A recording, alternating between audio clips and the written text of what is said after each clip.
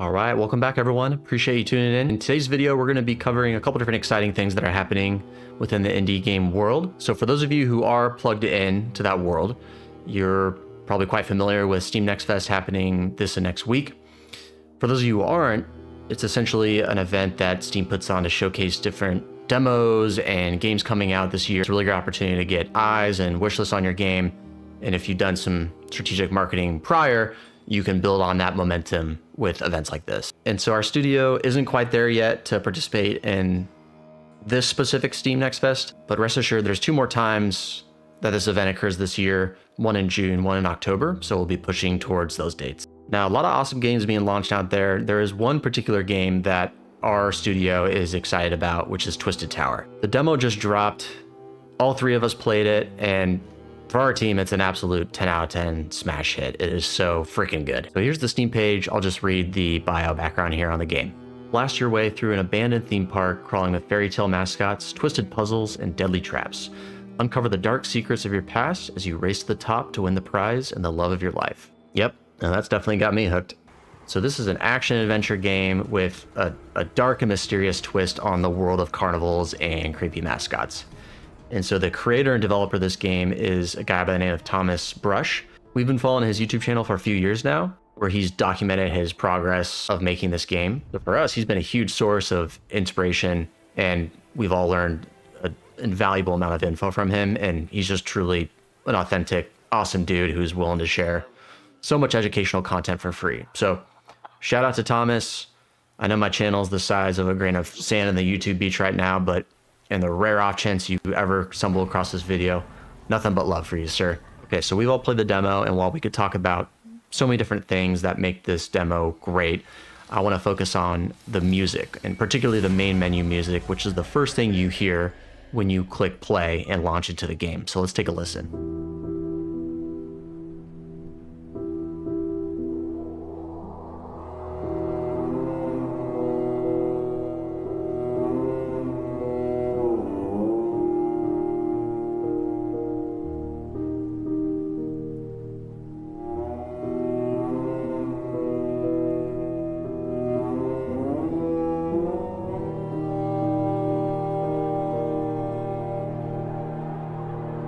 Okay, so that's just a snippet. It's spooky, it's cinematic, it sets the perfect mood for the game. You get a sense of you're going to be encountering some danger and you're going on some sort of adventure.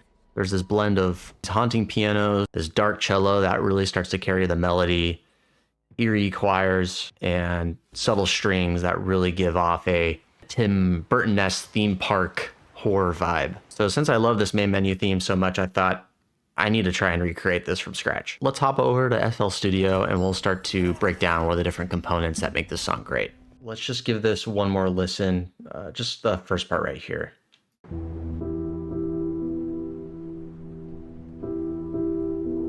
Couple of interesting things going on already here. The first thing I hear with the piano is 3/4 timing. So waltz timing, 1, 2, 3, 1, 2, 3. And I think that's a really excellent choice, both capturing that older classical feel going back in time, and at least when I walked into the theme park, there was this feeling of almost entering this grand ballroom and just looking at the beautiful aesthetics and art that take place within that room.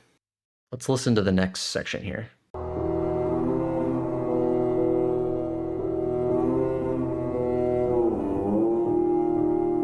Such an awesome cello. You can hear how airy it is up top. It's almost like you're in the room with recording the instrument. And there's a lot of slide and legato between the notes. The other thing I want to go back to is what's behind the instruments creating the atmosphere. And so you can hear that little speck of wind as soon as the cue starts. And then you have that just kind of like, what? That very high-end whoosh. For me, that's a sonic cue of you're entering this mysterious land and you're not really sure exactly how you got here, but here you are. Let's listen to that part when that cello comes in again.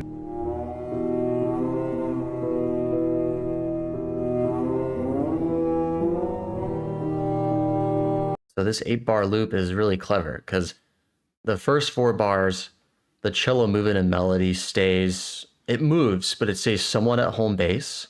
and it's almost this descending feeling. And then the second part of the cello melody has that surprising ascending uplift that catches you by surprise, which is really cool. For the piano, it's very tamed and mellow, and a lot of reverb. Sounds very distant.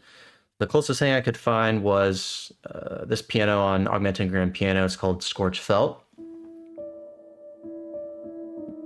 And for the cellos, the closest thing I could find was a patch on Musio called Apocalyptica. And then working through some different articulations of that cello string. So I started to pick out the different notes and melodies, chords, and I was having a really hard time trying to figure out what key we're in here. Here are all the notes that I hear.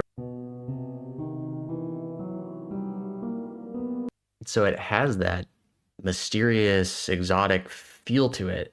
And I could be wrong here because there could be some passing notes and we could be borrowing from some different keys. I did quite some digging on this, but looking at this key run here, we are in B Phrygian dominant, which is the fifth mode of E harmonic minor. So I didn't even know this scale, which is so cool and unique because it really does set that tone of that horror cinematic, kind of dark, mysterious, unsettling quality. All right, so hearing the song a couple times and playing around with the piano, this is what I think is going on with the keys. Have that waltz, that 1, 2, 3, 1, 2, 3 pacing.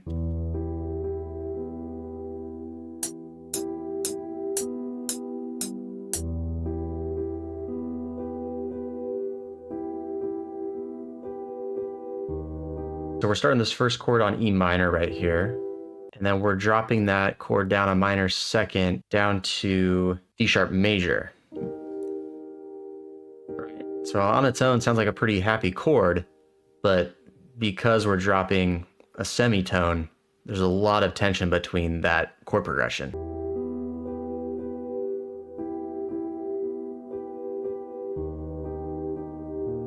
For the cello run, a lot of minor second tension here. You can see it just from the jump. We're starting on the 1, going to the 2, before we drop to that G and then back to the A sharp.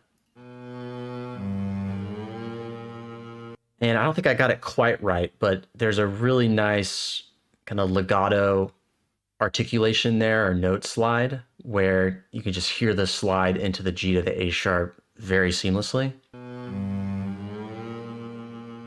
And in this second run here, again, we're staying really close to home base, and we have this beautiful ascending run.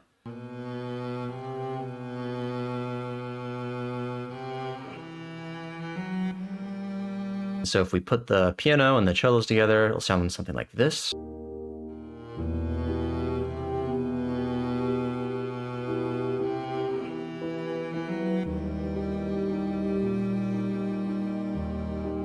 One thing I also really wanted to capture was how airy the cellos are. And a lot of that has to do with the different mics that are recording the instrument.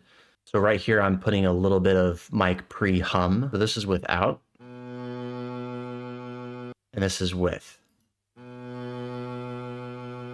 It's very, very faint on the high end. Two other things I wanted to capture in that first part is that initial wind gust. And then there's that eerie texture when the cello starts to play. All right, and then here's that first section put all together.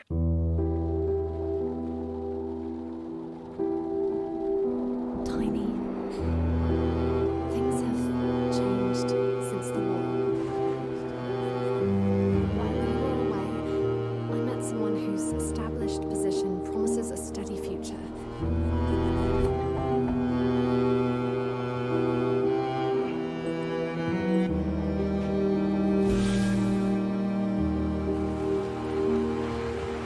Definitely not identical to the original. The original is so well done and mixed and mastered to the absolute nines, but at least close.